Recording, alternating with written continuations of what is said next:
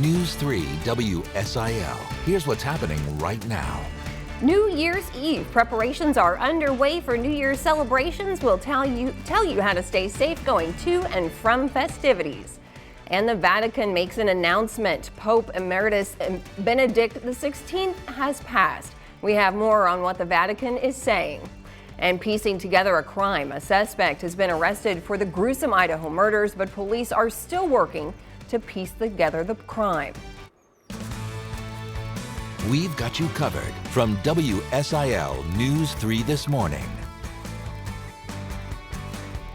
Well, good Saturday morning. Thank you for joining us on your New Year's Eve morning. It is now 6 o'clock. I'm Rachel Gartner, and we're going to start the show first with a look at weather. We're going to turn to Storm Track 3 Chief Meteorologist Nick Housen. How is it looking for New Year's Eve, Nick? Well, thankfully it looks like most of the rain is going to be out of here by then. We are still tracking maybe some patchy drizzle, a couple isolated showers out there to start. One thing you also will note, it is quite a bit colder outside this morning to start the day as well. So we have seen a cold front move through. We have seen also some patchy fog develop. So a few light showers right now in the parts of western Kentucky, and notice some drizzle over towards Farmington, Missouri. That's going to swing on through as well. So not a lot of extra measurable rain, but there's going to be enough out there to once again keep the roads wet for at least much of the morning. Speaking of some of that fog, this is a live view from Carbondale, and you can see that visibility has been reduced in a few spots. Temperatures right now back into the 30s, though, down to 38 in Marion and Carbondale. Mount Vernon down to 35. Meanwhile, Harrisburg at 41 and Paducah still at 46 degrees this afternoon. Not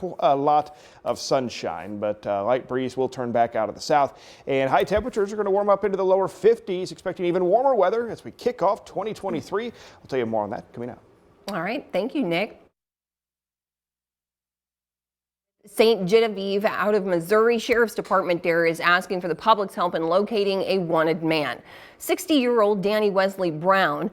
His last known address is in Perry County, Missouri. The Sheriff's Department there says that he was involved in an incident on Friday night, and a warrant has been issued for his arrest. Brown is wanted on several felony counts, including assault, armed criminal action, and burglary. He was last known traveling in the St. Louis County area and last seen driving a maroon Chevy Suburban with Missouri plates. You should consider him armed and dangerous. Officials are asking anyone with information on the location of Brown to contact dispatch at the number on the bottom of your screen. Well, Williamson County will go up against Illinois Attorney General with the Safety Act. AG Kwame Raoul will appeal the decision from the Kankakee court judge. They say that parts of the Safety Act are not constitutional, like getting rid of cash bail and pretrial release. Parts of it won't go into effect in some Illinois counties, and we have learned that Williamson County State's Attorney has filed a temporary restraining order against AG Raoul. That means the Sheriff Diedrich will not have to enforce those laws. The restraining order is in effect until January 9th. Well, your FOID cards will automatically renew at the start of the year. You have to automatically have filed a full set of fingerprints to the Illinois State Police specifically for their FOID card or concealed carry license. Your FOID card will stay active for 10 years from the time it's approved, so long as you are not subject to suspension. Well, Chicago Mayor Lori Lightfoot wants more than $50 million to help immigrants and asylum seekers. She says Illinois told Chicago they'd end all their funding for immigrant needs. Mayor Lightfoot says they're helping more than 1,500 people. She says they'll only need more money as more people come in. I'm focused on not only making sure that in the short term we hold violent, dangerous people accountable, and you're going to continue to hear me challenge the courts to keep these folks locked up and not let them back out on the street pre-trial to wreak more havoc. But I'm also focused on bringing lasting peace once and for all to Chicago. We cannot become the safest big city in the country without doing those two things. Mayor Lightfoot says it'll take about $53.5 million to cover services through June. Well, the government has funding through next year. President Biden signed the omnibus bill. That is the $1.7 trillion bill to fund the government through next year. It also got money for medical research, disaster relief, veterans health care, and money for Ukraine. This means the government will be funded for the next fiscal year. Well, the Biden administration issued a rule that defines which types of waterways will get federal protection. The Clean Water Act repeals a rule from former President Trump's administration. The federal courts rejected it, and the EPA said it left waterways open to pollution. The EPA and the Department of the Army says this revised rule is from rules in place before 2015, when the Obama administration tried to expand federal protections. Officials say the rule restores protections for hundreds of thousands of rivers, lakes, streams, and wetlands. Well, U.S. Representative Mike Boss does not like that move. He says this is not about protecting our waters, it's about exerting federal control over the American people any way they can. Well, expect more construction in 2023. IDOT has several projects planned for the coming year. One is widening I-57 to 6 lanes. They expect construction between Benton and West Frankfort to last until 2024. IDOT is also working on buying parcels south of Marion on Illinois 37 to Highway 148. IDOT says this is a busy time for their road crews. Since the passage of the Rebuild Illinois capital program, our program has tripled. We have been able to do projects that we've been planning for years. It's a great time for road construction. IDOT has a big program. We have a lot of road improvements coming. If you're looking for a job next year, Nelson says it's a good time to consider a career with IDOT. Well, police now have a suspect in custody more than a month after the gruesome stabbing deaths of 4 University of Idaho students. The suspect, 28-year-old graduate student Brian Koberger, and police are still unclear what his relationship was with the 4 people he's accused of murdering or the events that led to their deaths. CNN's Camilla Bernal has more on what we know. A call to the public. Authorities in need of any information regarding Brian Koberger.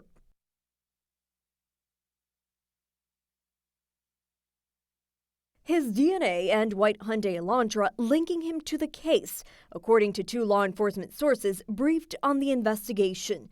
But more evidence is needed for a successful prosecution.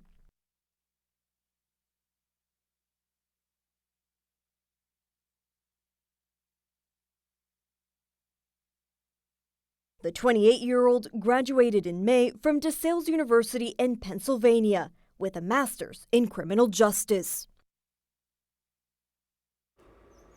All right, sorry about that. We're experiencing some technical difficulties with those sound bites, but Koberger is being held without bond in Pennsylvania. He has made an initial appearance in court and is expected to be back in court next week. Well, everyone will be celebrating their new year tomorrow or tonight, and you might be drinking. Holidays like the new year can be challenging for people who are recovering from addiction. They might relapse. We talked to Take Action Today's peer recovery specialist about that problem. So what we call it is a trigger, because people are used to partying and having fun that are in recovery. And some might be in recovery for 30 days, 30 minutes, 3 days, and trying to figure themselves out how to stay sober. Warren says there are some things that you can do if you're in recovery. Just don't be alone. He says make plans to be with a like-minded friend or someone else in recovery. Keep your sponsor on speed dial. If you need to talk, they will be there to listen. Find things to do that'll be drug and alcohol free, perhaps like a church or community center, and keep going to your meetings.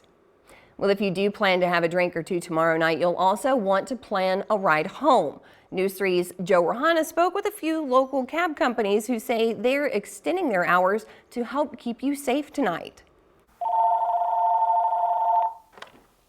Red Top Cab. All right, honey, where you at? Red Top Cab in Marion is preparing for a busy New Year's Eve. They've put on additional drivers and extended their hours. So we are going to stay open until 1:30. Co-owner Robin Park says they expect most of their calls to come just after midnight, many around the same time, meaning passengers need to be ready when they arrive. If you call a cab, be watching for us. When we pull up, come out. That way we can go on to the next. So everybody gets home safely. New Year's Eve is naturally a late night for folks looking to ring in 2023 out on the town. But getting behind the wheel after drinking can lead to more than a DUI. It could cost a life. Jefferson County Sheriff Jeff Bullard tells News 3 their night patrols are always on the lookout for impaired drivers, especially over the holidays. A lot of parties that happen over the holiday, and it's important that the Sheriff's Office and all law enforcement agencies make sure that we keep those out on the roadway safe. Bullard encourages people to drive defensively and know his deputies are trained to spot impaired drivers. There's always the people that find themselves, for whatever reason, that they want to get home, they've been drinking, and it's not advisable. He says call a cab, call a friend, or call local police dispatches who can find an alternative. And if you're close to home, call mom and dad, have them come get you, because that is so much better of an alternative than what could happen if you get behind the wheel and you're impaired and you try to make it home. Reporting in Williamson County, Joe Rahana, News 3. Well, of course, tonight is New Year's Eve, and people in the Big Apple have been spending the last 24 hours getting ready. 4, 3, 2, 1. Happy New Year! Check it out. That is the ball. They're setting it up so tonight at the stroke of midnight it'll be ready. Times Square has had the ball drop since 1907. Well, are you ready for the New Year's? We have a full evening of programming to bring you tonight. Dick Clark's New Year's Rockin' Eve with Ryan Seacrest starts at 7 this evening. Duran Duran and New Edition will perform. Then at 9 we will bring you our evening newscast. It's usually at 10, but tonight it will be at 9. After that, we'll return to the New Year's Rockin' Eve until midnight, and then that's when the ball drops. Well, Pope Emeritus Benedict XVI has died, according to a statement from the Vatican this morning. The director of the press office of the Holy See says the 95-year-old former pope passed away this morning in a monastery in the Vatican. It was first announced Pope Benedict had become very ill on Wednesday. The pontiff resigned back in 2013, a nearly unprecedented move in papal history. He cited age and health reasons for his resignation. Another major loss, Barbara Walters has died. She was a journalist with decades-long career. She got her start back in the 60s. She was on the Today Show and co-anchored ABC Evening News for decades. Walters led the way for a lot of women. She helped break the glass ceiling in the journalism industry. She was also on The View. Walters was 93. We're going to take a live look outside this morning. A lot less rain than yesterday. Still looks a little wet out there on the pavement. We'll take a look at your full forecast going into the New Year's coming up. Yeah, it's pretty damp out there this morning. We'll continue to track more chances for rain, too, as we head into the early part of the week. Details on all that coming up.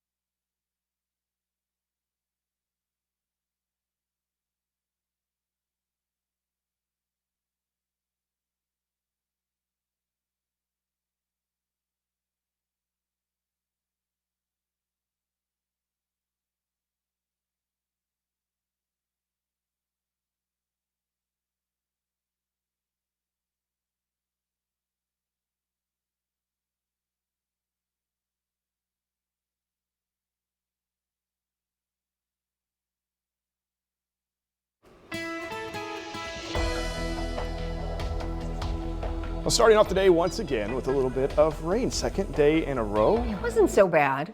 It wasn't. I was a little disappointed in the amount of rain. I thought we'd end up with some spots maybe topping 2 inches, but some of the moisture getting cut off to the south and kind of limiting some of our rain here in our region, but there is more of it on the horizon. This morning, some light showers still sticking around, some patchy drizzle more than anything, but a few spots into western Kentucky still seeing the rain, and we are going to be tracking this through a good part of at least the early morning hours. Parts of Callaway County now just to the east there of Murray, seeing a pretty good downpour, a few more heavier showers also just to the west there of Mayfield, and farther to the northward, a fair amount of dry town. We do have some fog that has developed across southern Illinois, but we also are seeing maybe another little light round of some patchy drizzle, some light rain that is going to pass through. So again, don't put the umbrella away quite yet. We're not expecting to add much in the way of measurable rain here as we go throughout the morning hours. Rain will start to wrap up pretty quickly. This afternoon, well, quite a bit cooler. Yesterday, you think back, we had temperatures, especially in the morning hours, that were into the lower 60s. Today, we're talking highs only in the lower 50s. Still above average, though, for this time of year,